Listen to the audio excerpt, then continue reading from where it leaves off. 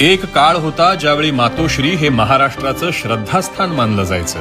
त्या घरात प्रवेश मिळणं ही मोठमोठ्या नेत्यांसाठीही प्रतिष्ठेची आणि अभिमानाची गोष्ट होती. पंतप्रधान असोत, केंद्रीय मंत्री असोत किंवा बॉलिवूडमधील मोठे कलाकार सगळे स्वतः मातोश्रीवर बाळासाहेबांना भेटायला जायचे. कारण बाळासाहेबांना भेटणं म्हणजे सन्मान, अभिमान आणि एक गौरव.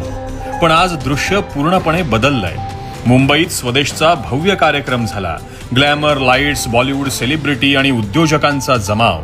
आणि त्या दरवाजात हात जोडून उभे होते ठाकरे बापले. कुणाच्या स्वागतासाठी? उद्योजकांच्या.